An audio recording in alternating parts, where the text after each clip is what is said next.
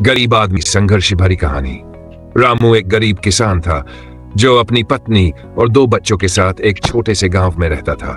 उसके पास अपनी कोई जमीन नहीं थी, इसलिए वह दूसरों के खेतों में मजदूरी करता था। सुबह से लेकर शाम तक वह कड़ी मेहनत करता, लेकिन फिर भी उसकी आमदनी इतनी कम थी कि परिवार का पेट भरना मुश्किल हो जाता। कभी कभी तो उसे और उसके परिवार को भूखे ही सोना पड़ता था। रामू बहुत ईमानदार और मेहनती इंसान था। वह चाहता था कि उसके बच्चे अच्छी शिक्षा प्राप्त करें ताकि उनका भविष्य उज्जवल हो सके। लेकिन गरीबी इतनी थी कि बच्चों की पढ़ाई का खर्च उठा पाना कठिन था। फिर भी वह कभी भी अपने हालातों से हार मानने को तैयार नहीं था। एक दिन गांव में एक बड़े जमींदार का बैल खो गया। जमींदार ने घोषणा की कि जो भी उसका बैल खोज कर लाएगा उसे अच्छा इनाम दिया जाएगा।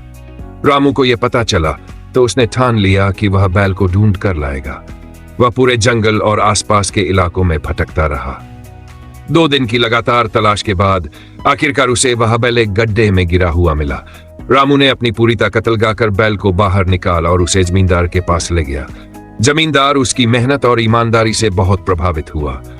उसने रामू को इनाम के रूप में कुछ पैसे और एक छोटा साथी दिया ताकि वह अपनी खेती कर सके। यह रामू के लिए किसी चमत्कार से कम नहीं था। रामू ने अपनी मेहनत और ईमानदारी से अपने खेत में फसल उगाई। धीरे धीरे उसकी जित ने बच्चों को स्कूल भेज सकता था और अपने परिवार का पेट भी भर सकता था। उसकी ईमानदारी और संघर्ष ने उसे गरीबी से बाहर निकाल दिया। इस कहानी से हमें यह सीखने को मिलता है कि चाहे कितनी भी गरीबी या कठिनाइयां क्यों न हो, यदि हम मेहनत, ईमानदारी और लगन से काम करें तो सफलता अवश्य मिलती है।